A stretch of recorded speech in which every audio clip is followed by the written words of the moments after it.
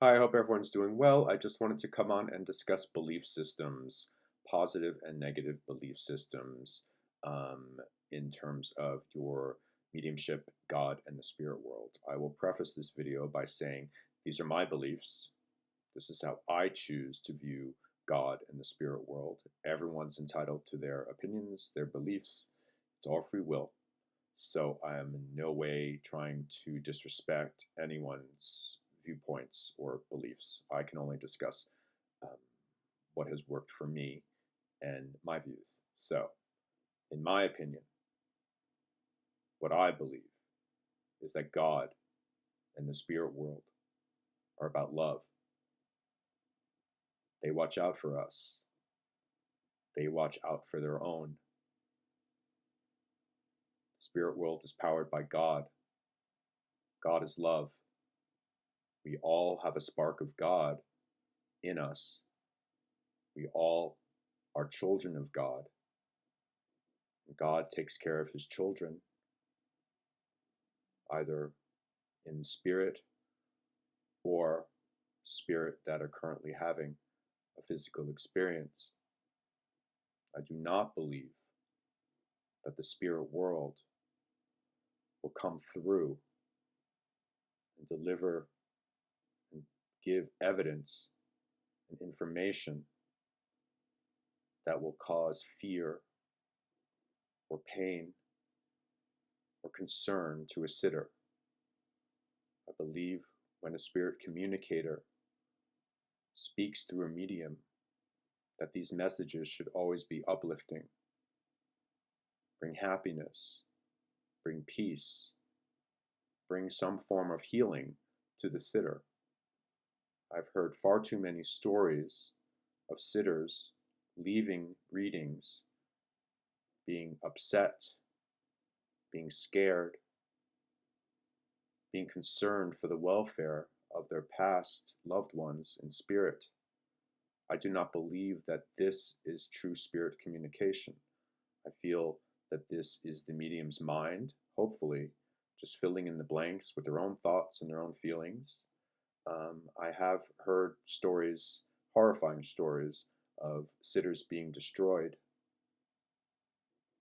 by having a reading that completely terrified them, and the medium saying horrible things to them about how their loved one is mad at them and they can never forgive them, and just bringing all of these, I feel, human emotions into a mediumship reading, meaning human traits, anger, vengefulness, disappointment. This is not spirit communication. This is something that we deal with in the physical world. I believe when we pass, we go back to God and we are completely about love and hope. We leave all of these human traits here in the physical world when we shed this physical body and go back home. So when your loved ones come through and speak through a medium to you, these messages should always be uplifting, always be about love and joy. Of course, spirit can come through and show concern for your physical well-being, for your mental state, or your spiritual progression.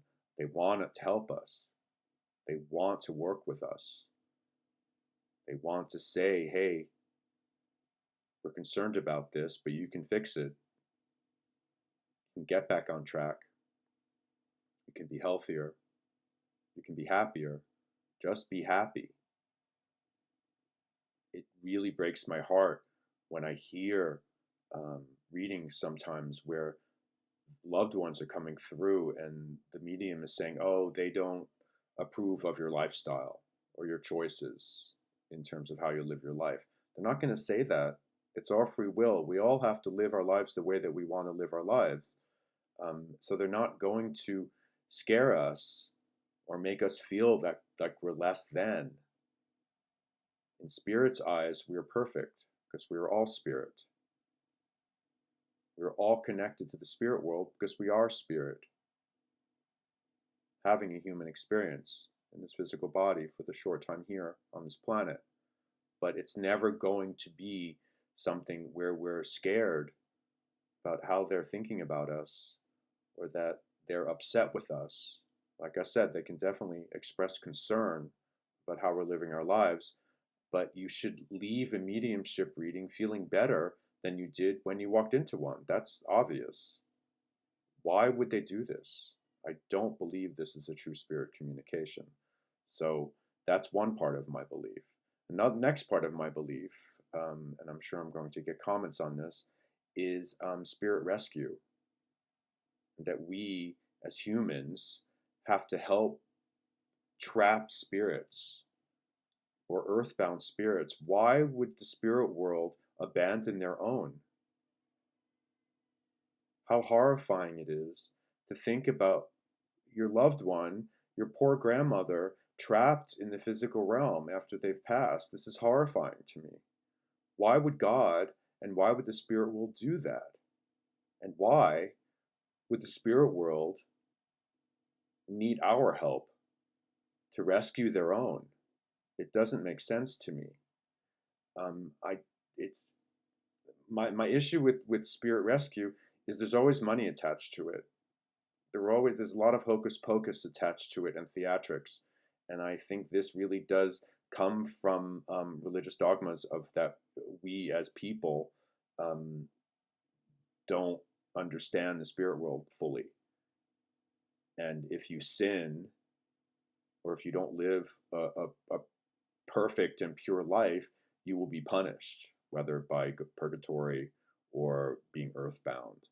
I don't understand this. Like I said before, why would the spirit world abandon their own? They wouldn't do this. This doesn't happen. They take care of their own. They take care of us. No one can be trapped here. We all have free will. This makes me very upset when I hear people doing earthbound spirit readings or trapped in the physical realm readings. This panics me. And they're dark. And speaking of dark, dark energies, attachments, possessions. A very wise mentor of mine said one thing to me that completely struck a chord with me. Obsession leads to possession.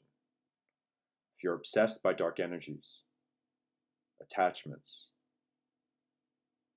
devil, whatever, you will call this upon yourself. This is common psychology. This makes sense.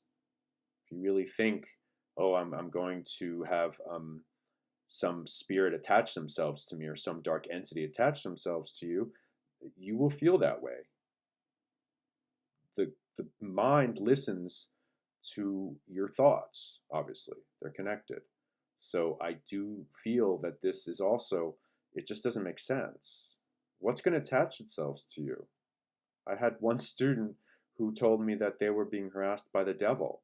And my thought, I didn't say it, I probably should when I look back, was what makes you feel like you're so important that Satan himself is going to harass you? It just doesn't make sense.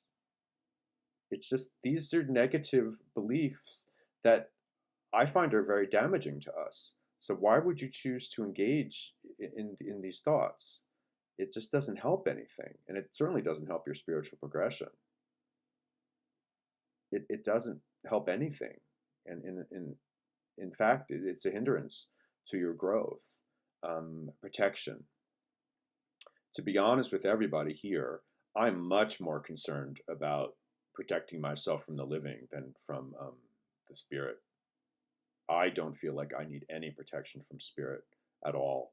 So when I do some of these workshops on trance or bringing through the spirit world just to feel the closeness of the spirit world, a lot of times people saying, oh, aren't we going to erect a golden bubble of protection around us? Protection of what? Protection from whom? From God? Why would we have to protect ourselves from our Father? From God? This makes no sense. I honestly, if I feel I need to go into a physical space where there are people in that space that I don't like, I'll definitely do a little protection around me, but that's more for the living. I'm much more freaked out by the living than by people who have passed. So you just have to think and keep your belief systems in check, I feel. Do the things that make you feel good. Understand that God and the spirit world are about love and about light. Just think about what you choose to believe. And if you can change these beliefs, you'll definitely see the difference and you'll feel the benefits of them in your spiritual progression and in how you live your life. Anyway, I'm going to say it again.